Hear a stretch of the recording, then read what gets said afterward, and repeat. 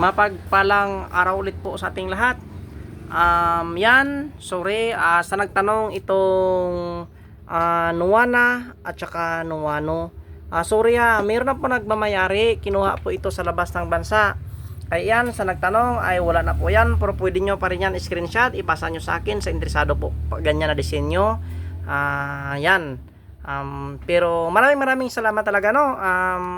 Sa mga international, sa lahat po kumuha ng ating gamit. At ito pa, mayroon nag-order sa atin. Yan. Wow, ang ganda. Kita nyo ba yan? Yan po ay tinatawag ni relo po ni James Bond na anting-anting. Yan po ay tinatawag na relo. Pero wag sumulin dahil dito sa loob ang pinakamalakas na karga dyan. Kaya yan, ang kombinasyon niya, baon ng walang mata, bagakay ng walang butas. Kaya subukan natin.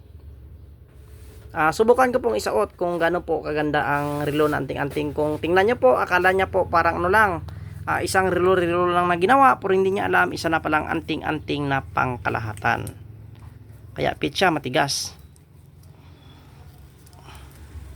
Kaya wait lang isuot ko po.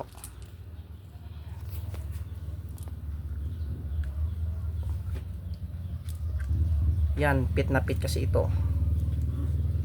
Ang size po nito ay ano po, 8 inches. 8 inches po ang laki. Yan, kaya yan, pag isinuot ko, yan po ang kanyang wangis o kanyang forma. Yan po ang relo na yan. Kaya yan, tingnan nyo, wow, ang ganda. Ganda pala ng relo na ito mas mabuti pa kayo nga meron, pero ako wala. Pero gagawa po ako nito, itong relo na ito. Napakagandang tingnan, no? Totoo talaga. Ako nga ang gumawa, pero ako din po ang nagsabi na maganda kasi totoo naman, napakaganda naman talaga. Yan, wow. Kaya gagawa po ako para sa akin. Bigyan ko po regalo ang aking sarili. Kaya yan sa interesado ng relo na ito Yan, napakagandang relo. Yan. Ang relo na ito ay pangkalahatan. Sa pamumuhay, sa negosyo, sa kulam, sa barang, ito po ay kumpleto lahat. Maging din po sa aswang. Siyempre, ang napakaganda ay swerte yan sa negosyo talaga. Yan talaga ang importante, yung pamumuhay talaga ang palagi. Kasi kung meron kang anting-anting, minalas ka naman sa iyong pamumuhay, hindi maganda. Yan. Sa lahat pala nag-share ng ating video, no? Sa sunod na araw ay magpaparapol na ako. Kaya paki-share ng video ngayon. Sa lahat mo nag-share ngayon kasi ay pambira na lang sumishare ng ating video. Sa lahat po nag-share ng ating video ay magpaparapol ako sa sunod na araw. Totoo na po yan. Magpaparapol na po tayo kasi medyo tayo nagkabisi.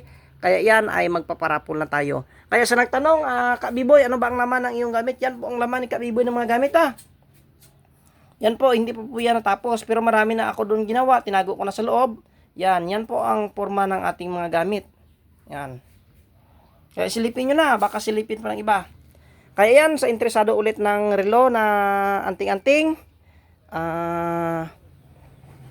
pwede kayo sa akin magtanong kung magkano po ito.